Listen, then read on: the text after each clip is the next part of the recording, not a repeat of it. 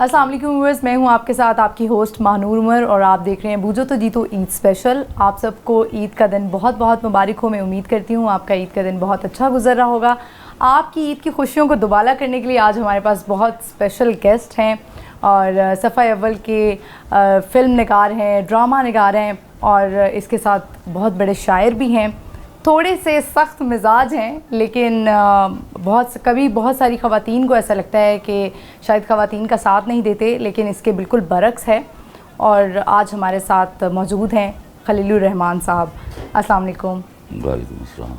आपको ईद का दिन बहुत मुबारक हो। बहुत सारी औरतें कौन हैं? वो 35-36 औरतें हैं जिनको तो बहुत सारी गिनती हो। ठीक है। मैं मुझसे ज़्यादा एहतराम कौन करेगा औरत का? सिर्फ एक बात पे एहतराम नहीं करता। मैं भी सियालकोट में किसी यूनिवर्सिटी, लड़कियों की यूनिवर्सिटी में स्पीच कर रहा था। मैंने कहा देखो, मैं तुम लोगों का बड़ा एहतराम करता हूँ, तुम लोग मेरा प्राइड हो। एक बात पर तुम्हारी इज्जत कोई नहीं करता मैं। तो सीटियाँ बजती रुक गई। मैंने कहा तुम लोगों की ड्राइविंग के ऊपर। फिर मैंने उनको एक लतीफ़ा सुनाया। मैंने कहा एक मुंडा सी ना, वो एक गड्डी थले आके ना शदीद ज़ख्मी हो गया। डॉक्टरों ने बड़ी मुश्किल से जान बचाई उसकी। 15-16 दिन बाद जब वो इस काबिल हुआ कि उससे बातचीत हो सके तो डॉक्टर आया। उसने कहा यार तू अच्छा खासा सियाना आदमी लग रहा है मुझे। जब तुम्हें नज़र आ रहा था कि एक लड़की गाड़ी चला रही है तो क्यों सामने आया? कहते सर कौन सामने आया, मैं तो पार्क में लेटा हुआ था। आपको लगता है कि लड़कियां ड्राइविंग अच्छी नहीं करती? अच्छा, वैसे ज़्यादातर हम भी जब ड्राइव कर रहे होते हैं या घर वालों के साथ बैठे होते हैं तो आइडिया हो जाता है नेक्स्ट अगर कोई ऐसी रैश ड्राइव कर रही है। उसकी वजह मर्द भी हैं। ठीक है। तो हम देखते हैं लड़कियां ड्राइविंग कर रही हूँ, वी मेक देम कॉन्शियस। हाँ, तो उनको सिखाने वाले भी तो मर्द ही होते हैं। वही मैं वो इस नाते से मैं ये भी कहना चाहता हूँ, लतीफ़ा एक तरफ रहा कि ये जो तरीका है ना कि लड़की अगर ड्राइविंग कर रही है और उसको मुड़ मुड़ के देख रहे हैं आप, कोई ताड़े अब्बा जी तो नहीं बैठी हो, आप उसको ड्राइविंग करने दीजिए जैसे नॉर्मली आप मर्दों को नहीं देखते। आप उसके कॉन्फिडेंस को शटर ना होने दीजिए। Driving is all game of confidence. वो स्टेयरिंग पकड़ के पैरों से उसको एक्सीलेटर को दबा लेना is not driving, you know. It is क्या कॉन्फिडेंस। वो कॉन्फिडेंस कहीं ना कहीं जो नो आमोज होती है ना, उनका कॉन्फिडेंस शटर होता है। खलील साहब, आप औरत को इतना करीब से कैसे जानते हैं? ये सवाल मुझे सुल्ताना आपा ने भी किया था। मैंने जब बंटी आई लव यू लिखा, 5 एपिसोड हुए थे और मैं और मोमना दुरेर बैठे थे, हम मीटिंग कर रहे थे, मैं हुमायूं सईद और मोमना दुरेर। तो आप आई, आके उन्होंने एक चपत दी मेरे कमर पे। मुझे कहते खलील तुम बताओ ज़रा, तुम औरतों को हमसे ज़्यादा कैसे जानते हो? मैंने कहा आपा ये नहीं बताऊंगा। कहते क्यों? मैंने कहा इस तरह आपको भी पता चल जाएगा। तो ये सवाल ना पूछो। ये गिफ्टेड हूँ मैं। देखो, मैंने ऑब्ज़र्व किया ख़ातीन को, उनके मसाइल को, उनके रिस्पॉन्स को। हमने बहुत सुप्रेस किया औरत को। हमने एक ऐसा माशरा बड़ी देर तक तख्लीक किए रखा, बल्कि अभी भी वो मौजूद है to a greater extent in the interior of Punjab, Sindh and Balochistan, even in KP के। वो सुप्रेशन जो है वो औरत से वो काम करवाती है जो लॉजिक में नहीं आती। मिसाल के तौर पर अगर तुम्हारा शोल इतना लंबा है तो मैं तुम्हें एक वाक़या सुना देता हूँ जो हैरान कुन है मेरी ज़िंदगी का। मैं को 15-16 साल का था जी। तो मेरे अब्बा एक नफीस आदमी थे, पैंट बूशर्ट पहनने वाले, मुझे अंग्रेज़ी पढ़ने पर मजबूर करने वाले। तो मैं और वो बैठे खाना खा रहे थे और मैं बहुत सवाल किया करता था। और मुझे लिबर्टी थी कि मैं अब्बा से बहुत सारी आर्गूमेंट कर लेता था। तो मैंने पूछा अब्बा मुझे पता चला है आप जिन निकाल लेते हैं, जिन और जिन निकालते हैं आप जवान लड़कियों के। तो वो मुस्कुराए।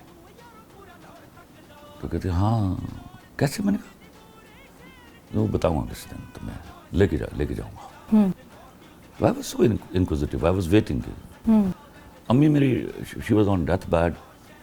मतलब she was about to die in few days time.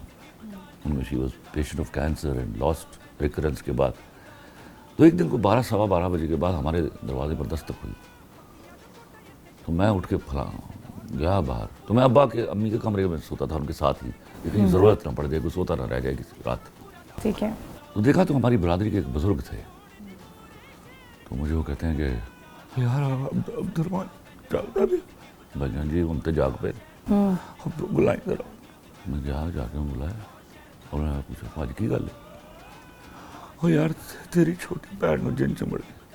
आज लोग मैंने कहा केस आ गया। तो अब्बा ने मेरी तरफ देखा, मैं तो चल सो जाके, तो मैं अम्मी मैं कहा ना बोला साहब मैं अब जाना है मैंने। खैर सब मैं जिद करके अब वो आगे चल रहे हैं मुझसे 6 कदम, मैं बजिद पीछे चल रहा हूँ। 2 सवाल किए अब्बा ने चलते हुए, ये बात समझ नहीं के बड़े गौर से, ये आपके पूरे सोशल सेटअप को डिफाइन कर देगी। भाजी मंगी कितने आहो तेरी भैन है ना नारोवाल वाली, ਉਹਦੀ अपना पुत्र ना मंगी फूफी अपनी यार। अच्छा एक सवाल ये हुआ। गेट के करीब पहुंचते हुए अब्बा ने दूसरा सवाल किया कि पाजी उम्र की हुई? सौन भादरों 21 साल की हो जाएगी। अच्छा ये 2 सवाल है जो अब्बा जी करके एंटर हुए, घर में दाखिल हुए तो जिनकी मर्दाना आवाज़ें आ रही, और उसके जो 2 भाई वापदा में काम करते थे वो इस तरह थोड़ी पर नहीं आया होता जैसे बंदा, वो बैठे हुए नीचे माँ बैठी हुई सारी इस तरह पकड़ के। तो अब्बा जी के पहुंचते उन्होंने इस तरह देखा जैसे is the resolver, last resort आएगी, उम्मीद की किरण। तो अब्बा ने कहा सब लोग उधर चले जाओ। किड़े कमरे च? उन्होंने कहा फला सामने कमरे में। अब्बा ने मुड़ के मेरी तरफ देखा, मैं होशियार अब्बा जी के पीछे, अब्बा जी की शील्ड लेके सब लोग चले गए। अब्बा जी ने दरवाज़ा खोला, अब्बा ने बमुश्किल एंटर हुए हैं, जिन पूरी कुव्वत के साथ अब्बा पर हमलावर हुआ। इस अब्बा का गिरेबान आ गया उसके हाथ में। अब्बा जी मेरे इंतहाई नफीस और सॉफ्ट आदमी थे, उन्होंने 1,86,000 मील फी सेकंड की रफ्तार से लपड़ दिया जिनके मुंह पर, जिन उलट के जाके बेड पे गिरा। अब्बा ने मुझे कहा दरवाज़ा बंद कर, मैंने पीछे पीछे से फटाफट दरवाज़ा बंद किया। इतनी देर में जिन दोबारा हमला हुआ। अब वो अब्बा तक पहुंच नहीं सका। अब्बा ने फिर वही उसी क्लास का एक थप्पड़ दिया उसके मुंह के ऊपर, जिन उलट के अब गिरा और जिन ने रोना शुरू कर दिया। अब्बा कहते उल्लू दी पट्टी, मैं तेरा मसला हल करने आया हूँ, तू मुझे जिन बन के दिखा रही है। तो उसने इस तरह देखा अब्बा जी की तरफ, आंखों में आंसू, और पता नहीं कितने दिनों से रो रही थी वो। चल बैठ मेरा पुत्र। वो बुसकते हुए बैठ गई। मैं अब अब्बा को हैरत से देख रहा हूँ, ये क्या हो रहा है। बैठ गई तो अब्बा जी ने कहा कितने मंगी? पुपिया कितने करना? खाला। अच्छा पुप्पी के बेटे का की नाम है? जो नाम बताया, फर्ज करो उसका नाम जाहिद था। अब इनका ओके, मैं तेरे नाम वादा करना जब मैं जाऊंगा यहाँ से तेरा मसला हल हो चुका होगा। उसके बाद अब्बा जी ने ऊंची आवाज़ में जितनी सूरतें आती थी पढ़नी शुरू कर दी, जैसे अंदर काम चल गया। मैंने इतनी अकीदत से अपने बाप को कभी नहीं देखा हुआ। माय वर्ड्स वर, जो मैं बोला नहीं कि बड़ा मैन यू आर यार। अब्बा जी को 5 मिनट पढ़ते रहे कि अंदर जैसे काम चल रहा है जी बहुत। उसके बाद अब्बा जी ने बोलना बंद किया और कहा देख बेटा, अब तू वही काम दोबारा शुरू कर दे जो मुझसे आने से पहले कर रही थी, लेकिन अब ज़रा स्पीड कम रखना, पता चले मेरे आने का कोई फ़ायदा हुआ है। उसके बाद अब्बा जी बाहर आए और अब्बा जी की एक्टिंग देखने वाली, जैसे वो ऑपरेशन थिएटर से डॉक्टर नहीं निकलता, सॉरी हम मरीज़ को बचा नहीं सके, तो वो बाबा बगा, वो नाम नहीं लेता, वो आया भागा हुआ, क्यों है अब्दुलरहमान? मैं अब्बा को देख रहा हूँ, ज़रा कापी पेंसिल लेके आओ। अब अब्बा जी को न्यूमरोलॉजी का इल्म आता था, हमारे नाम भी उन्होंने न्यूमरोलॉजी के हिसाब से रखे हुए थे।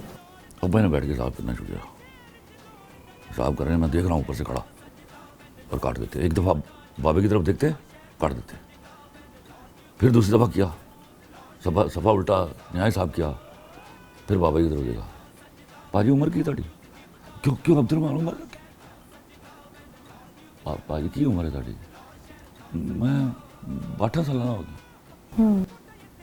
62, 63, 64, 65। क्यों अब्दुलरहमान? कुछ नहीं पाजी। अब्बा ने फिर सफ़ा उल्टा न्याय साहब शुरू कर दिया, फिर मैंने साहब रखा कि देखो बाबा जी, पाजी ये बंदे का साहब है, जिंदगी मौत ते अल्लाह दा। क्यों है? बाबा तो मर चुका था आलमोस्ट वहाँ। पाजी देखो साहब मेरा ये कहता है कि जे कुड़ी का ब्याह जे नाम के मुंडे नाल होया ना, तो तुसी 3 साल बाद मर जाओगे। बाबा मर गया। लेकिन भाजी बंदेदा साहब है, जिंदगी मौत अल्लाह दे हाथ च। ये क्या कि अब्बा जी आ गए, अब कहाँ जिंदगी मौत अल्लाह के हाथ में। बाबा बाबा मरने देता है। वो जिन असल में लड़की के अंदर नहीं था, वो जिन उसके बाप के अंदर था, समझियो। 12-14 दिन बाद वो लड़की आई मुस्कुराती हुई, कार्ड लेके हमारे घर, उसके खाला के घर ब्याह था। This is your social setup and this is how I know my women. यानी कि वो ये अच्छी लड़कियों की निशानी है, वो इस तरह सुप्रेस रहती हैं तो अपना रिएक्शन इस तरह देती है। ये जो हिस्टेरिया का प्रॉब्लम हो जाता है, ये जो जिन चमड़ जाते हैं, सब बकवास, ये उनकी मजबूरियां हैं। जिस सुप्रेशन में हमने उनको रखा, ये उनका अल्टीमेट रिएक्शन का तरीका है। खलील साहब, औरत को मोहब्बत होती है? ऑफ कोर्स होती है, और इससे तो हम मोहब्बत सीखते हैं। अगर एक जिस तरह हमारे घर में अक्सर होता है, हमारे घरों में, कि बेटी से बहुत कम अब जाके शायद पूछा जाता है। ये तो मैं चीखें मार रहा हूँ ना। आज के असल मसला क्या है, मेरा जितना सोशल सेटअप का प्रॉब्लम है वो मेरे बापों का क्रिएट किया हुआ है।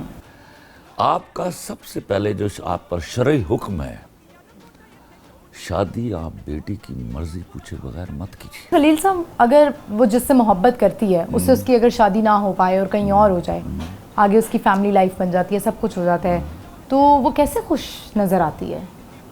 क्या वो खुश होती है? मुझे एक सवाल का जवाब तो दीजिए ना। दो चीजें हैं, एक मोहब्बत जो लड़के की बेवफाई की वजह से गई, उसको मैं मोहब्बत मानता ही नहीं हूँ। बिल्कुल। आपने मोहब्बत की, मोहब्बत इज प्योर, वो अल्लाह की तरफ से दी गई आपको, चुना आपने, you are a human being, तो चुनने में गलती हो जाती है। तो एक गलत आदमी मिल गया तो आगे बढ़िए, उससे मोहब्बत को कोई फर्क नहीं पड़ता। ठीक है। दूसरा आता है कि आप दोनों लड़का और लड़की सच्चे हैं, लेकिन माँ बाप बीच में पड़ गए हैं। Exactly. उनकी जबान बीच में आ गई है, उनकी ईगो बीच में आ गई है, उनकी अना बरादरी बीच में आ गई है। वो बहुत बड़ा जुल्म है। वो कहाँ खुश रहने देगा लड़की को? ऐसी औरतें नहीं मिलती आपको। क्या हाल है आंटी जी? बस अल्लाह का शुक्र, गुजर गई। ये वो है भाई औरतें। लेकिन उनका बड़ा मजाक उड़ाया जाता है।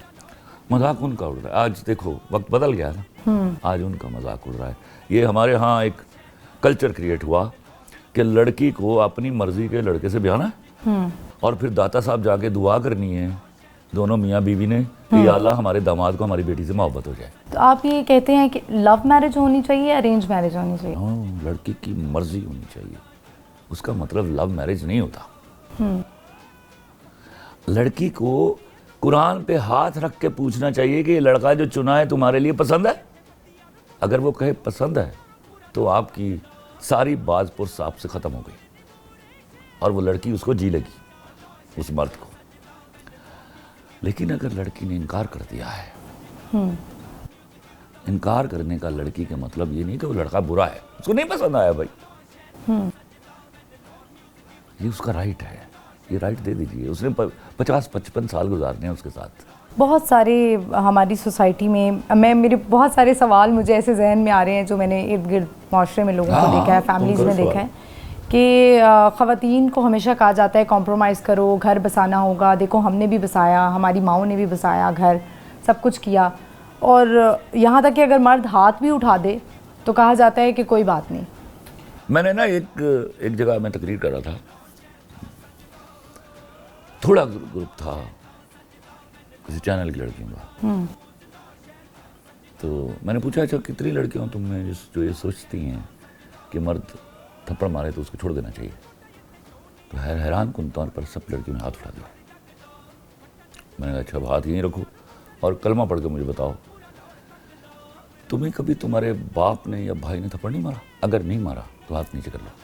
किसी का हाथ नीचे नहीं गया। मैंने कहा वो कैसे बर्दाश्त करती हो?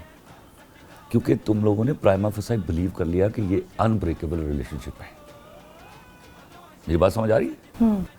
और शौहर का रिलेशनशिप ब्रेकेबल है, इसलिए उसका थप्पड़ नहीं खाया जाता। अच्छा मैं आपको तरीका बताता हूँ। रात को सुलह तो हो ही जाती है, 2 दिन बाद हो गई, ऐसे है। उससे बैठ के पूछिए ये हुजूरे वाला, अगर यही गलती आप करते हैं और मैं आपके मुंह पर थप्पड़ मारती हूँ तो खाएंगे आप? अगर तो वो कहता है कि हाँ यही गलती अगर मैं करता हूँ और तुम थप्पड़ मारती हो मैं खाऊंगा, फिर ना छोड़िए उसको। और अगर वो कहता है कि थप्पड़ मारने का राइट सिर्फ मेरे पास है तो उसको इमीडिएटली छोड़ दीजिए। समझ गई हूँ मैं। बहुत शुक्रिया आपका। सवाल है कुछ हमारी प्रोड्यूसर साहिबा ने भी सवाल लिखे हुए हैं हाँ। जो मैं एक सवाल करना चाहती हूँ। कभी ऐसा हुआ है कि आपने जो लिखा, जो भी स्क्रिप्ट लिखा आपने, और ज़्यादातर राइटर्स को होता है कि जो हमने स्क्रिप्ट लिखा है एक्टर वही बोले, एग्जैक्ट वही लफ्ज़ बोले, क्या एक्टर की आपको? ऐसी की तैसी वो ना बोले, क्यों ना वो घर से लिख के ले आए। लेकिन अक्सर डायरेक्टर्स ना कहते हैं, ना, कौन है director? Who is director? Directors जैसे कहते अरे हैं, भाई वो स्क्रिप्ट घर से ले आए ना। डायरेक्टर्स ये ये तो कहते ये हैं, सवाल सुनना भी नहीं चाहता मैं, किसी को अलाउ नहीं करता, किसी की माई के लाल की जरूरत है। तो डायरेक्टर्स ऐसे कहते क्यों हैं कि आप इसको थोड़े अपने लफ्जों में कर लें? ये फ्लूक लगा करते थे जब तक मैं जिंदा नहीं, पैदा नहीं हुआ था। आई समझ? जी, अब नहीं लगेंगे, जब तक मैं जिंदा हूं नहीं लगेंगे। ठीक है। और ये इजाजत नहीं है। या तो आप अपना कैलिबर शो कीजिए, स्क्रिप्ट ले आइए। आपको मेरी मिलते करने की तो क्या जरूरत है? आप घर से स्क्रिप्ट लाइए, आगे काम कीजिए। वो एक्टर भी लिख लाया आपने सीन, पल्ले नहीं तेला तो कर दी मेला मेला। कौन सी आपको लगता है कि एक्ट्रेस आपकी एग्जैक्ट जो आप लिखते हैं वो वही जो लफ्ज़ मेरे बोलती काम हैं? कर रही होती है वो एग्जैक्ट बोलती हैं। कभी ऐसा हुआ हो कि No, आगे no, पीछे no, हो गया हो तो no, आपने no, फिर no. उनको वो फिर आगे गुस्सा पीछे हो किया जाती है। कभी? जो एक्टर या एक्ट्रेस दोबारा मेरे प्ले में नजर नहीं आएगा ना, समझो उसने ही गुनाह किया था। एक मौका मिल जाता लेकिन है। खलील साहब, मतलब गलती तो हो ही जाती नहीं, है ये इंसान गलती से। है नहीं, ये तो गुनाह है। गलती तो माफ कर देता हूँ, गुनाह माफ नहीं करता। गुनाह अल्लाह भी माफ आप नहीं करता। देखते हैं सारे ड्रामे अपने? अरे मैं इस तरह देखता हूँ कि आप क्या देखती होंगी। और टेलीफोन पड़ा होता है मेरे पास, नकद का आदमी हूँ मैं आपको लानिया बोलता हूँ। जिसने मेरे साथ दूसरी दफ़ा काम नहीं करना वो ये गलती कर ले। खलील साहब, आप ज़्यादातर जो आपके ड्रामास हैं उसमें मोहब्बत, अच्छा मैंने देखा है अक्सर हॉलीवुड की भी। क्या I am writer of romance.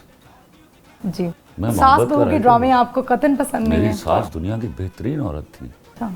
मेरा तो उन पे ससुर आप दुनिया क्यों का नहीं कुछ बेहतरीन। इस तरह मैंने के देखा। ड्रामे? आप देखिएगा कि मंजली में अभी खत्म करके बैठा हूँ। जैसे आपने भी ऐसे नहीं देखा हुआ जैसे मैंने मंजली देखा हुआ है। पहला लक्स अवार्ड मुझे मंजली पे मिला था। अच्छा, वो सास बहू पे था? उसमें सास बहू भी थे, वो देखिए आइडियल सास बहू थे वो लोग। क्या लोग थे वो। मैंने तो ऐसे भैया देखे। मैं अपनी, ना मेरी बेटियों को कोई प्रॉब्लम है, ना मेरे, हाँ मेरी बहू को बुला के पूछ लीजिए, ना उनको कोई प्रॉब्लम है। मेरा ख्याल है मेरे बेटे की जुर्रत नहीं है मेरी बहू के सामने ऊंची आवाज़ में बात कर ले तो वो ना बताए तो दूसरी बात है।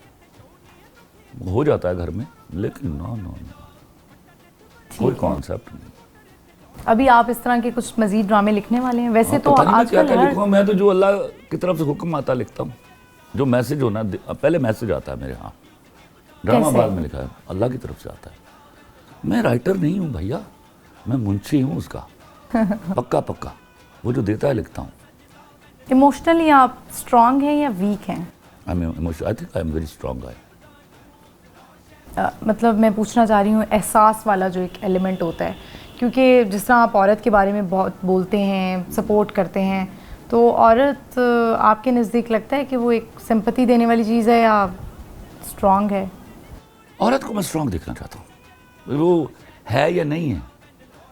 मेरे यहाँ जो मेरी बहू, मेरी बेटियाँ, स्ट्रॉन्ग पीपल, उनको इनकार नहीं हो सकता मेरे घर में। किसी ने बात मनवानी हो तो वो सबसे बड़ा हथियार हैं औरत। मेरी बेटियाँ। मेरी बीवी के सामने तो इनकार किया ही नहीं कभी मैंने। ठीक है खलील साहब, एक वाक़या पेश आया था, जिस तरह हमारी घर की ख़वातीन हैं, मैं ख़ुद भी हूँ, हम लोग जब बाहर जाते हैं यू नेवर नो क्या हो जाए। अभी एक वाक़या पेश आया था, एक ख़ातून थी, उन्होंने एक ऐसा लिबास पहना हुआ था जिस पे अरबी के अल्फाज थे। उस अल्लाह जाने, पे इस मुल्क में बड़ी चीज़ें प्लान होती हैं, अल्लाह के वास्ते ये समझ में। That was a bad thing. जहालत है, जहालत। मेरा मुल्क जो है वो जहालत में अगर अवार्ड शुरू हों तो मेरा ख्याल है कि हर साल का अवार्ड मेरे मुल्क के पास आए। और सो कॉल्ड जो एक तो मैं मजहबी तबका किसी को नहीं मानता, हर शख्स जो अल्लाह और अल्लाह के रसूल का नाम लेता है मेरी नज़र में मजहबी है, तो ये क्रेडिट मैं स्पेशलिटी किसी को नहीं देना चाहता। ओके, तो ये एक तबका पैदा हुआ है, वो कोई भी किसी भी ढकोसले पर खड़ा हो जाता है और फिर उससे ना सिर्फ उनकी बेइज्जती होती है, मेरे मुल्क की बेइज्जती होती है, बल्कि मेरे दीन की बेइज्जती भी होती है। ठीक है। हाँ खलील साहब, मैं देख रही थी आपके यहाँ पे आसपास रैक्स भी हैं और बुक्स भी पड़ी हुई हैं, मुताला आप करते हैं, तो कभी ऐसा हुआ है कि जो उन्होंने लिखा है कभी वो लिखा गया हो आपसे, या हमेशा डिफरेंट ही लिखते हैं आप? पहली बात तो आपको बड़ी खुशी होगी सुन के कि मैं मुताला बिल्कुल नहीं करता। नहीं करते? जी जी, ये ये किताबें बुक्स वो हैं जो मोहब्बत में मुझे भेजी गई हैं, ओके। और वो मेरे रैक की जीनत बन जाती है। उनसे फ़ायदा ये हो जाता है, मेरा रैक सट जाता है। मैंने किताबें नहीं पढ़ी, मैंने लोगों को पढ़ा है, और उनसे बड़ी किताब कोई नहीं है। तो क्या ये जो ड्रामे हैं और फिल्में हैं, ये सब की सब। आसपास की जो हमारी आस-पास सोसाइटी नहीं, मैंने एक ज़िंदगी जी है। कितनी जिंदगी? I am 62 now. मर्द वैसे अपनी उम्र नहीं छुपाती, ये औरतों में क्यों प्रॉब्लम है? क्यों औरत उनको छुपानी चाहिए, अच्छा लगता है। ऐसा क्यों? दो चीज़ों का मार्जिन देता हूँ उनको। एक वो उम्र छुपाया करें, दूसरा वो शक किया करें। बस बहुत ज़्यादा डिग्री पे नहीं, लेकिन शक करने वाली औरत से तो मर्द भाग जाता है। नहीं, वो एक लिमिट है ना। शक ना करने वाली औरत से भी भाग जाता है, याद रखिएगा। सच में? या वो औरत सबसे ज़्यादा खतरनाक होती है जो शक नहीं करती। अच्छा, समझो दाल में वैसे कुछ काला है। मैं खुद औरत हूँ, गारंटी लेकिन देता औरत अफेयर बर्दाश्त नहीं करती है, लेकिन एक दिन की औरत बर्दाश्त कर लेती है। औरत अफेयर बर्दाश्त कर लेती है, दूसरी शादी बर्दाश्त नहीं करती। ये एग्जैक्टली सही यानी कि मैं ये मेरा सवाल करने का यही मतलब था कि परमानेंट कोई औरत Permanent। बर्दाश्त नहीं करती है। जबकि अगर हम थोड़ा सा पढ़ें, इस्लाम में तो जायज़ हैं 4 वो शादियाँ। वाला इस्लाम में यहाँ की औरत नहीं समझने वाली। आगे चलो, आगे चले। मेरी बेइज्जती ना करवाएं। आपकी स्टोरीज खाते हैं कि जिस तरह आप स्टोरीज लिखते हैं, हॉलीवुड के भी अगर हम मूवीज़ देखें तो जो हीरो या हीरोइन में से मर जाता है, वो ड्रामा या फिल्म हिट क्यों हो जाती है? देखो, मैं आपको एक बात समझाऊं। पहले तो मेरे वो ड्रामे भी हैं जिसमें हीरो या हीरोइन नहीं मरे। नहीं, मैं ओवरऑल एक बात कर रही हूँ। ज़्यादातर टोबा टेकिंग अपने टाइम की बहुत बड़ी हिट है, उसमें हीरो हीरोइन नहीं मरे थे। लंडा बाजार अपने टाइम की बहुत बड़ी हिट है, उसमें भी हीरो हीरोइन जिंदा रहे थे। मैं मर गई शौकत अली भी अपने टाइम की बहुत बड़ी हिट है, उसमें भी हीरो हीरोइन जिंदा रहे थे। लव लाइफ ऑफ लाहौर भी अपने टाइम की बहुत बड़ी हिट है, उसमें भी हीरो हीरोइन जिंदा रहे थे। तो ये कुछ ड्रामे हैं जिनमें हीरो हीरोइन, उस वक्त क्या था, शायद उस वक्त सोशल मीडिया नहीं था इतना। तो अभी क्या है कि ये देखो, एक चीज़ समझो, मैं आई एम ए गिफ्टेड गाय। मुझे अल्लाह ने वो अता किया कि मैं उतर जाता हूँ। जब मैं उतर जाता हूँ तो you get attach to what I have written, क्योंकि मैंने वो लिखा है जो आप बोलना चाहते थे। वो हुनर अल्लाह ने मुझे दे दिया ना। मैं आपकी पीड़ा को फील करता हूँ और उसको लिख डालता हूँ। वो लफ्ज़ आपको हिट करते हैं, you get attach to it. मैं जब ये मेरे पास तुम हो का आखिरी एपिसोड पब्लिक के साथ देख रहा था, वहाँ वहीं से इधर ही देख रहे थे, इधर मैं यहाँ देख रहा था, क्यों सिनेमा में। अच्छा, तो मैंने सॉरी सर, बात काट रही हूँ, उसमें कुछ चेंजिंग हुई थी? क्योंकि सोशल मीडिया पे एक दफ़ा छा गई थी कि ड्रामा लास्ट टाइम चेंज हो गया है, एपिसोड चेंज हो गई। वो हुमायूं, उन दिनों मैंने नया नया लफ्ज़ सुना था, मैंने हुमायूं को गालियाँ दी। मैंने कहा सुनो, ये तुमने क्या बकवास की है? कहता खलील भाई स्पॉयलर्स दिए। वो स्पॉयलर का लफ्ज़ पहली दफ़ा सुना था मैंने उस वक्त, तो फिर मैं खुश हो गया, मुझे पता है वो इस तरह के पंगे करता है। अच्छा, यहाँ किसी की जरूरत नहीं है, मैं आपको बता दूँ। मैं ये जुमले ना बार, मुझे ये मुतकब्बिराना जुमले हैं, तो मैं इनसे डरता हूँ। लेकिन ये जरूरत इसलिए नहीं है, मैं लफ्ज़ इस्तेमाल करता हूँ कि मैं शायद राइटर नहीं हूँ, लेकिन जो मैं लिखता हूँ मैं उसकी हिफाजत बढ़िया सलीके से करता हूँ। तो ऐसा कोई कॉन्सेप्ट नहीं। हाँ, इतना होता है कभी कभार मुझे फ़ोन करके ये कह दिया जाता है कि खलील साहब अगर ये भी हो जाए तो, और अगर मुझे अच्छा लग गया तो मैं कर देता हूँ। लेकिन ऐसा कोई, वही एंड था, हुमायूं ने मर जाना था उसमें। That's it. आप अपने आप को पसंद करते हैं? आई लव खलील रहमान कमर। और आपको कितने लोग पसंद करते हैं? ये मुझे नहीं मालूम, ये मुझे आपको बहुत लोग पसंद मुझे करते हैं। जानना भी नहीं। मैं हमेशा चाहता हूँ, आप मुझे नहीं पसंद करते होते, आप वो जो अल्लाह की देन है ना मेरे पास, you like that, you love that, उसको मैं भी पसंद करता हूँ। मैं बिल्कुल ऐसे थे। एक तो मेरे पास अल्लाह की दो मेहरबानियाँ हैं, एक तो उसने मुझे लिखना अता किया, फिर उसने मुझे लिख कर भूल जाना अता किया। तो मैं जब ड्रामा देख रहा होता हूँ ना, मैं अल्लाह की कसम बिल्कुल आप जैसा होता हूँ, और मैं ऐसे वाह वाह कर रहा होता हूँ जैसे आप कर रहे होते, और वो वाह वाह मैं उसकी देन पर कर रहा होता हूँ। भाई मेरी औकात कहाँ यार, मैं तो खुद, मुझे बाज़ औकात समझ नहीं आती ये कहाँ से आया, कैसे आया। लेकिन बैठा होता हूँ आज, ये गाने जो मेरे इतने बड़े बड़े गाने मेरे, तेरी आंखों के दरिया का उतरना भी ज़रूरत है, ये 25 मिनट में लिखा गया है। Can you believe it? दूसरा ये मेरे पास तुम हो जो एसटी, ये भी 25 ये मिनट वाला में लिखा गाना गया। तो जो आपने 11 साल की उम्र में आपने, इसके जो पहले दो अशार थे ना, अशार थे, लफ्ज़ कितने, ये पूरी गज़ल थी।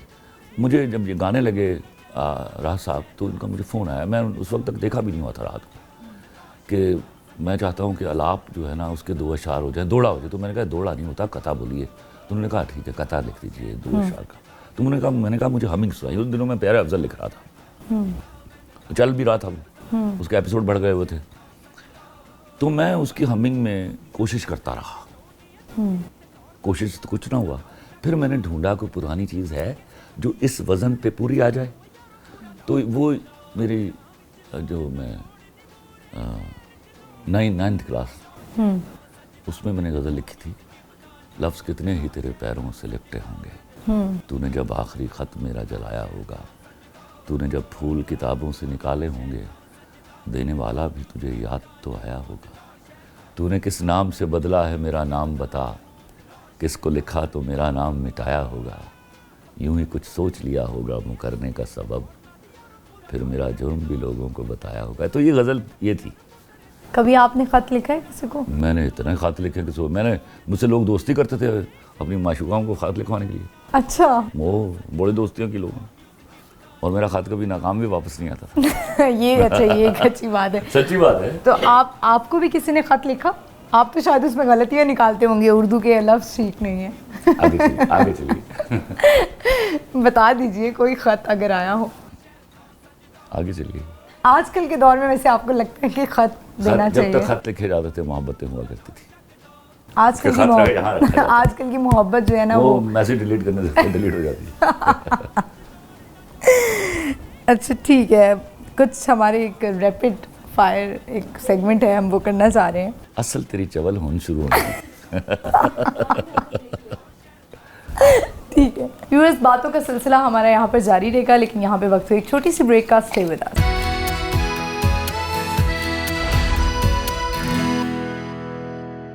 वेलकम बैक व्यूअर्स, हम आ चुके हैं वापस और हमारे साथ हैं खलील रहमान साहब और हमारे सवालात उनसे जारी हैं। बहुत सारी बातें भी हम कर रहे हैं। आज हमारा सेगमेंट है, मैंने थोड़ा सा आपको बताया था, कुछ पर्सनालिटीज़ हैं। अगर आपने इन पर्सनालिटीज़ को अपने किसी ड्रामे का नाम देना हुआ तो आप कौन से ड्रामों का नाम देंगे? शहबाज शरीफ। मैं कभी ड्रामा ही ना बनाऊंगा, लिखना बंद कर दूँगा। बिलावल भुट्टो। वो पहले होता था, मैं उसके सदके तुम्हारे में कास्ट कर लेता। आसिफ अली जरदारी। या कैरेक्टर्स बता दें कि इन पे कौन से कैरेक्टर्स सूट करते किसी हैं? विलन का कैरेक्टर। आसिफ अली जरदारी को और शहबाज शरीफ साहब को। No I will. ठीक है। और अगर कुछ एक्टर्स हैं, इनको अगर सियासत में लाया जाए तो इन पे कौन सी सियासत, मतलब कौन सी मिनिस्ट्री सूट करेगी? जितने बड़े सियासतदान या एक्टर होते हैं तो सोच नहीं सकते। सियासतदान एक्टर्स होते हैं और जो एक्टर्स हैं वो उनसे बड़े सियासतदान नहीं होते। एक्टर मासूम लोग हैं, सियासतदानों से बड़ा एक्टर कोई नहीं। उफ। हुमायूं सईद, इनको आप कौन, अगर ये पॉलिटिकल इनको देखा जाए तो ये क्या होते हैं? अगर मैं इसको कास्ट करूं, इनकी नेचर के मुताबिक बता दें। नेचर के मुताबिक, यानी कि अगर I always cast as a hero. Hero is a positive guy always, you know. Danish Taimoor. If I cast him, I'll cast him as a villain. बहुत हीरो मटेरियल नहीं लगते हैं? तुम लोगों को लगते हैं, मुझे नहीं लगता। अच्छा, ये ऐसा क्यों होता है जो थोड़ी फेयर स्किन के लोग होते हैं वो हीरो मटेरियल होते हैं, जो जिनके थोड़े शार्प फीचर्स होते हैं, थोड़े टॉल होते हैं, उनको विलन कास्ट किया जाता है? तुम लोग उनको बाहर से जानते हो, मैं अंदर से जानता हूँ। आगे चलो। इमरान अशरफ। हीरो उसको, वो हीरो मटेरियल नहीं है। मैं उसको हमेशा कहता हूँ आई लॉन्च्ड हिम, मैं लेके आया हुआ हूँ। First time acted as a child actor in my play. मैं उसको हमेशा कहता हूँ कि तू गेटअप का रोल कर, और वो साबित भी हुआ। उसको मैं बरसों से कह रहा हूँ, गेटअप का रोल जब करेगा हिट हो जाएगा। भोला उसका गेटअप का रोल था, बहुत अच्छा कैरेक्टर था वो। Feroze Khan. Villain. Bilal Abbas. Good enough, अभी मैंने काम नहीं किया उसके साथ। ठीक है। ऐसा होता है हमारी इंडस्ट्री में खलील साहब के बहुत सारे लड़के लड़कियां जो स्टडी भी कर रहे हैं, मैथ्स कॉम भी कर रहे हैं, उनको लगता है कि हम एंकर बन जाएंगे, एक्टर बन जाएंगे, मॉडलिंग फील्ड में चले जाएंगे। बहुत सारे कैरेक्टर्स ऐसे होते हैं कि जो दिए हुए कैरेक्टर्स होते हैं, जो मेरा ख्याल है एक राइटर को पसंद नहीं आता कि ये कैरेक्टर इस पे सूट करता है। लेकिन कुछ ऐसे होते हैं जो कहा जाता है कि बस हमें ये कैरेक्टर दे दें, हम ये करना चाहते हैं। हाँ, उस तरह तो आधा पाकिस्तान कतरीना कैफ से शादी करना चाहता है, वैसे हो जाती है। मैं इन पर्सनालिटीज़ के नाम लूँगी जो कुछ पर्सनालिटीज़ के नाम हैं, इनका नाम जब मैं लूँगी, जो पहला लफ्ज़ आएगा आपके जहन में वो आपने फौरी बोल देना है। Bilawal Bhutto. I wish he should come up to be like Benazir Bhutto. Mahira Khan, अभी उसको फिल्म में कास्ट किया है। सुलह हो गई आपकी? सुलह कोई नहीं, सुलह नहीं करता इसमें, ऐसे स्टांस के ऊपर सुलह नहीं करता, बट काम तो करना है। She is a good actor. उसने जो सदके तुम्हारे में जो काम किया हुआ है वो शायद और कोई नहीं कर सकती। ठीक है। फवाद खान, फवाद खान के साथ मैंने कभी एक दफ़ा सोचा शायद काम करने के लिए। फवाद खान बहुत कम काम करते हैं। ये उनसे पूछे, मैंने नहीं कभी पूछा। आप क्योंकि आपका इस इंडस्ट्री से एक अरसे से ताल्लुक है, आपको क्या लगता है कि मुझे अभी हुमायूं से एक बहुत अच्छा एक्टर लगता है। मैं दूसरा कोई एक्टर चुनूंगा तो फवाद मुस्तफ़ा चुनूंगा। अभी मुझे ऐसा क्यों होता है कि मेरे लिए कुछ फिल्मों में जब मेरे अपने बड़े टेंट्रम हैं तो मैं एक्टर के टेंट्रम नहीं बर्दाश्त आपको मनाना कितना मुश्किल है? अगर आप ऑनेस्ट अपने काम के साथ तो मैं तो पैरों में बैठने वाला आदमी। आपको क्या लगता है एक अच्छा एक्टर क्या होता है? कैसे एक परफॉर्मेंस? अच्छा ह्यूमन बीइंग भी होना चाहिए उसको। ठीक है। एक्टर को नहीं मानता, आर्टिस्ट को मानता हूँ। आर्टिस्ट पूरा पैकेज होता है, गुड जैसे ह्यूमन कि? Being and a good actor. Okay, एक अच्छा इंसान होना ज़रूरी है। मुझे ऐसा लगता है कि मैंने अक्सर जो आसपास कुछ लोगों को देखा है कि वो हर वक्त कैरेक्टर में ही होते हैं। क्या एक्टर्स हर वक्त कैरेक्टर में होते हैं? और बाद लोगों को आदत हो जाती है, शो ऑफ भी होता है। कि वो रियल लाइफ में कभी अब नजर उसको नहीं आते? देखो, मैं अगर हर वक्त राइटर रहूँगा तो फिर मैं झूठ बोल रहा हूँ। मैं राइटर उस वक्त होता हूँ जब आमद होती है मुझे। बाकी तो मैं शादबाग का खिला। आमद किस वक्त होती है आपको? जब भी उसकी मेहरबानी जब कर दे वो, उसको कौन रोक सकता है? आपको कुछ भी लिखने के लिए खामोशी चाहिए होती कोई है? जरूरत नहीं, हो सकता है मुझे अभी आ जाए, मैं आप सबके सामने बैठा लिखूं। ठीक है। हाँ। Ali Zafar, Ali Zafar is a great singer and a great actor. आपको कौन सा गाना पसंद है? वो गाना वैसे उसका मुझे गाना पसंद आया था, मेरे उसमें गाया था उसने, मैं मर गई शौकत अली में। अब उसके बोल मुझे याद नहीं। इज अ वंडरफुल सिंगर, अपनी क्लास का एक आला सिंगर है। Faisal Qureshi, wonderful actor. एक हमारे सीनियर एंकर हैं वसीम बादामी साहब। मेरा बड़ा यार है, हाई मिस्टीवियस आदमी। इब्रारुल हक, अब राहुल फ्रेंड इज वंडरफुल, अपनी क्लास का बहुत बड़ा सिंगर। ठीक है। अब हम ज़रा आते हैं बाकी बातों पे जो हमारे सवालात हैं, लोगों के सवालात हैं। चूँकि आप इसमें अच्छा काउंसलिंग कर देते हैं, कुछ लोगों को मोटिवेट कर देते हैं। मर्द झूठ बोलते हैं अच्छे से या औरत अच्छे से झूठ बोलती है? वैसे क्यों, ऐसा क्यों लगता है आपको? शायद ये वो सुप्रेशन है जो हमने दी औरत को। उसने उसको सिखाया कि बचत करने के लिए कुछ चीज़ों पर झूठ बोलना बड़ा ज़रूरी है। हालांकि वो गलत है। मैं हमेशा चाहता हूँ औरत को कम से कम अपने शौहर के सामने कभी झूठ नहीं बोलना चाहिए, वरना वो जो उसका कहते इमेज हैं ज़ाया हो जाता है। कि रिश्ता बचाने के लिए अगर कोई एक झूठ बोल नहीं, लिया जाए, रिश्ता ऐसे देखो, झूठ बोल के रिश्ते नहीं बचते। ऐसे रिश्ते पर लानत भेजी और अगर सच बोल के रिश्ता टूट जाए? मैं आपको गारंटी करता हूँ, आप गुनाह की मुर्तकब ना हो, सच बोल कर रिश्ता नहीं जाता। मर्द के पास अल्लाह ने कैपेसिटी दी हुई हर चीज़ को माफ़ करने की, सिवाय बेवफाई के, सिवाय शिर्क के। शिर्क में डिफाइन कर चुका हूँ, मेरे पास मेरे पास तुम हो कि आपने बात की, महविश ही ने क्यों बेवफाई की? क्या मतलब है? क्या लड़कियां बेवफाई नहीं करती? लड़कियां एक लड़की की जो बाकी 3 लड़कियां थी वो सारी तीनों वफादार थी, उनका जिक्र नहीं करते तुम लोग। मर्द तो 4 में से अगर एक ने बेवफाई कर ली है तो जान दे। असल में तो वो प्ले मैंने लिखा था मर्द को एजुकेट करने के लिए कि औरत अगर गुनाह कर रही है, जैसे हम करते हैं गुनाह, तो वो भी कर रही है गुनाह। कर लिया है तो भाई उसके मुंह पर थप्पड़ ना मारो, उसकी ऑनर किलिंग ना करो, उसके मुंह पर तेजाब ना फेंको, दरवाज़ा खोलो, 1000 रुपये का बुके हाथ में दो, जाने दो। किसी उसके पास जाओ जो वफादार है। घसीट कर तो रिश्ते नहीं चलाए जाते। This was what I meant. I was educating my man. लेकिन जब आप औरत के हक में बोलते हैं तो वही मर्द आपके खिलाफ नहीं हो जाते? कोई मर्द मेरे खिलाफ बोलता, हिजड़े बोलते मेरे खिलाफ। हाँ, वो ऐसा ही लगता है आपको? लगता क्या मतलब है? आप मुझे साबित कर दीजिएगा गलत हो। मैं कोई भी आर्गुमेंट बगैर किसी बात के नहीं देता। हाँ, उनको मर्द डिफाइन करने के लिए बड़ा लेबोरेटरी टेस्ट चाहिए। अच्छा, इसी ड्रामे में हमने देखा कि जब वो दोनों आपस में शादीशुदा होते हैं, दिखाया गया कि मैरिड हैं, और दानिश जो है वो इतना सेटल्ड नहीं है, जैसे ही उसकी शादी हो जाती है, मतलब वो उसके पास से चली जाती है तो वो सेटल हो जाती है? जैसे ही नहीं। अब मैं आपको 4 साल का वक्त गुजारने के लिए 4 साल तो नहीं दिखाऊंगा। हाँ? और ये होता है, ऐसा भी होता है बाज़ औक़ात। किसी का कहते हैं ना कि आदमी के हाथ में दौलत औरत की वजह से होती है। उसका मतलब ये नहीं कि किस्मत में लिखी होती है। वो औरत इतनी मजबूत होती है कि मर्द को वहाँ तक ले जाती है जहाँ उसकी इकोनॉमिक एक्टिविटी जो है टू दी हाईएस्ट लेवल चली जाती एंड ही अर्न्स मोर। फिर ऐसी औरत का चले जाना बदनसीबी का चले जाना है। तो बदनसीबी का चले जाने का क्या मतलब होता है? खुशनसीबी आ गई ऐसी औरत के चले जाने से। हाँ, अल्लाह ना करे ऐसी, अल्लाह किसी मर्द के हिस्से में ऐसी औरत ना आए। ये कैरेक्टर आपने किसको देख के? मैंने बढ़िया देखी हुई, तेरी मेहरबानी देखी है। हाँ, मैं कुछ भी वो नहीं लिखता जो मैं अज्यूम करता हूँ। तो आपने कभी अज्यूम नहीं किया? क्या मतलब कोई भी कैरेक्टर? नो, कोई भी ख्याली कैरेक्टर? सिर्फ इतना ही उनको लैंग्वेज देता हूँ अपनी सिर्फ।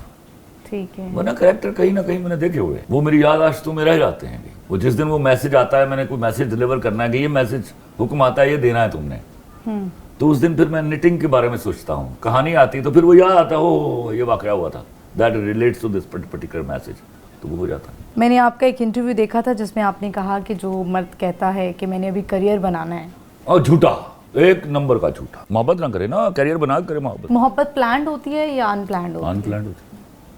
पता कैसे लगता है कि मोहब्बत हो गई है? मोहब्बत एक, जैसे कहते हैं ना ये मरीज के ये सिम्टम्स हैं, तो एक आशिक के क्या सिम्टम्स हैं? मोहब्बत एक विलायत है जो खुश नसीबों पर उतरती है। इसको क्लेम हर शख्स करता है, लेकिन ये वो नगमा है जो हर साज पे गाया नहीं जाता। यू हैव टू क्वालिफाई करने के लिए इतना बड़ा ज़र्फ चाहिए। उस ज़र्फ की दुआ मांगनी पड़ती है, उस दुआ की कबूलियत चाहिए आपको। व्यूअर्स, यहाँ पे वक्त एक छोटी सी ब्रेक का। देखते रहिए बूझो तो जीतो Eid special. Stay with us.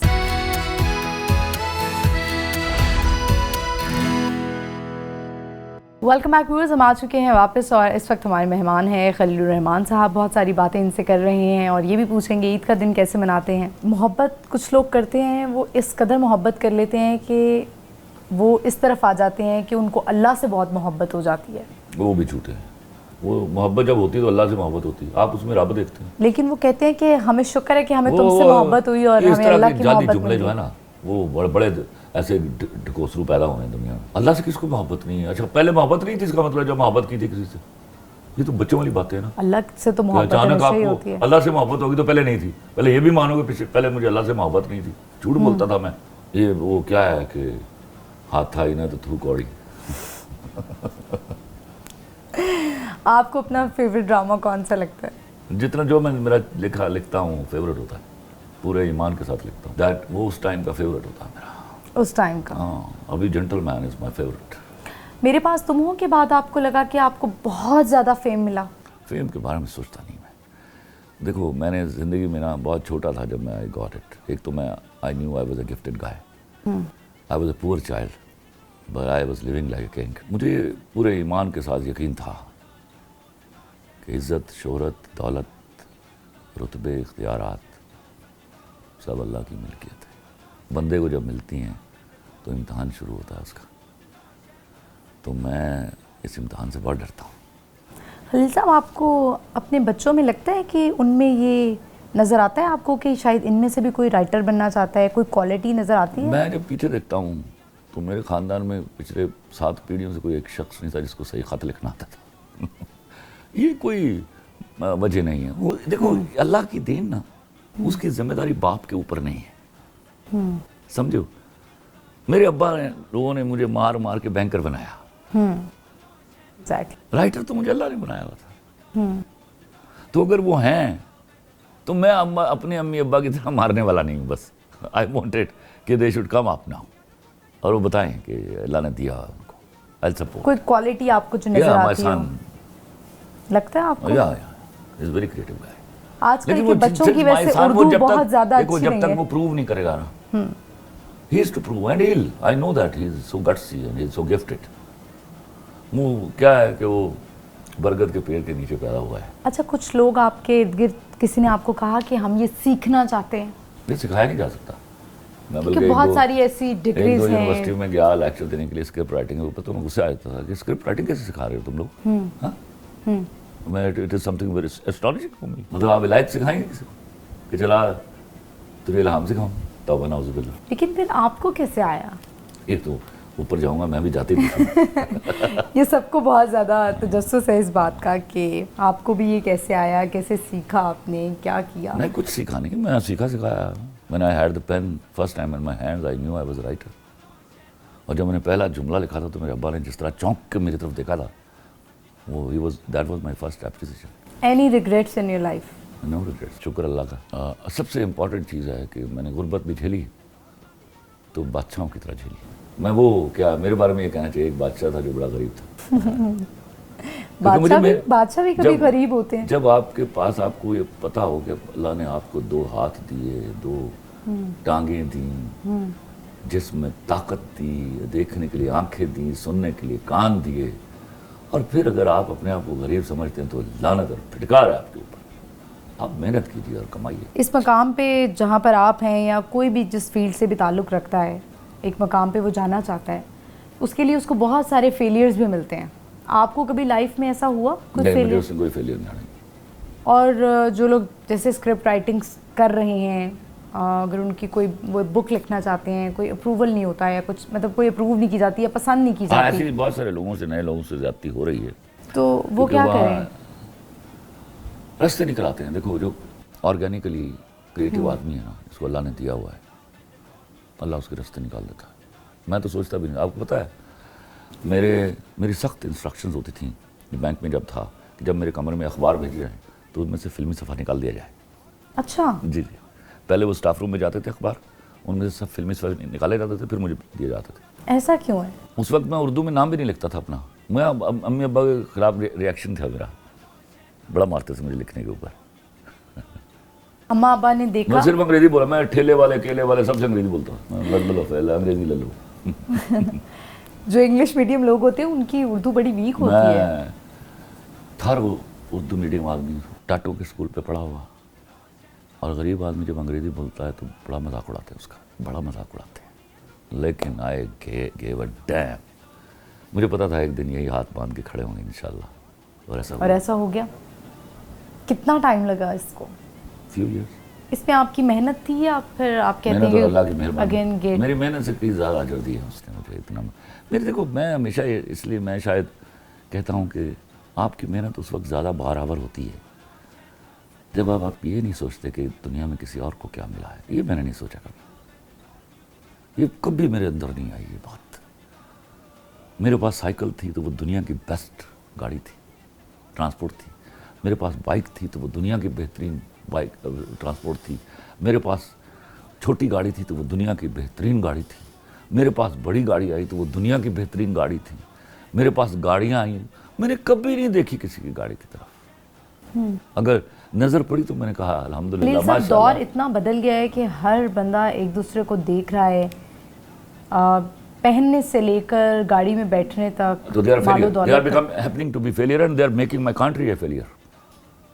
You know, when I'll be a failure, eventually my country will be a failure. कौन से लोग आपको अच्छे लगते हैं? कौन सी कंट्री के लोग हैं जो आप? कंट्री को छोड़ो, आई डोंट वांट टू से कि कोई किसी मुल्क के लोग मेरे लोगों से बेहतर है। मेरे लोग बेहतरीन हैं, लेकिन वो कहीं फंस गए हैं शो ऑफ में, और शो ऑफ को ख़त्म करना है तो लड़कियों को उनकी मर्ज़ी की शादी करने दीजिए। ला इलाहा इल्लल्लाह मुहम्मद रसूलुल्लाह। जिस लड़की की शादी उसकी मर्ज़ी से नहीं होती, वो उसके अपने शौहर को तिगनी का नाच नचाती है, और जिसकी मर्ज़ी से होती है वो भी तो नचाती है। वो तो लोहे की अंगूठी भी चूम चाट के रखती है पास। क्या बात करती है तो? ऐसा क्यों होता है कि जब अरेंज मैरिज होती है तो फैमिली वाले कहते हैं वी आर रिस्पॉन्सिबल, तुम लोगों का अगर कोई झगड़ा होता है मतलब हम इसको सॉर्ट आउट करेंगे। सॉर्ट आउट क्या? आप ये चाहते हैं मसाइल पैदा हो और मसाइल हल करें आप? हाँ, ये क्या नोशन है? मुझे इसकी वजह तो बताइए। ये हमारे माशरे में होता है। अच्छा, if they do not let them, आप लड़की की मर्जी पूछिए, कुरान शरीफ रखवाइए और पूछिए बेटा इसका मैंने जवाब देना है। अल्लाह मुझसे ये सवाल करेगा कि बता ये पहला शरई हक था बेटी का, दिया था? वो जब हाथ रख के और हाथ रखे बगैर कभी ना कहिए, बहुत सारी हमारी लड़कियां होती कहती जैसे अब आपकी मर्जी, no no no no no, बोलो बेटा हाथ रख कुरान शरीफ पे, अब तेरी जिम्मेदारी है। लेकिन हमारे बहुत से मजहबी स्कॉलर्स हैं जिन्होंने हम औरतों को कंफ्यूज कर दिया है कि आप अपनी मर्जी से शादी करें। उन्होंने मेरा पूरा दीन कंफ्यूज कर दिया है, तो मैं अब मुझसे ये ना दिलवाना। आप देखिए ना कितने फिरकों में बटे हुए हैं, तो ये मजहबी स्कॉलर्स की मेहरबानी। तो फिर क्या किया जाए? अपनी अक्ल का इस्तेमाल कीजिए, कुरान शरीफ पढ़िए। पढ़ने के लिए जब आप दूसरों के पास चले जाते हैं तो वो आपको अपनी अपनी तरह इजाद करके सुना देते हैं। अपनी अक्ल से काम लीजिए, आपको समझ आ जाएगी। कॉम्प्रोमाइज किसको करना होता है मैरिड लाइफ में? मैं आपको बताऊँ, कॉम्प्रोमाइज़ का लफ्ज़ कहाँ आता है? फिर मैं अर्ज़ कर रहा हूँ, बात वहीं मेरे अब्बाओं पर चली जाएगी जी। लड़की का कि जब अपनी मर्जी से, अपनी पसंद से शादी हुई हो ना, तो वो कभी नहीं कहती मैं कॉम्प्रोमाइज़ कर रही हूँ।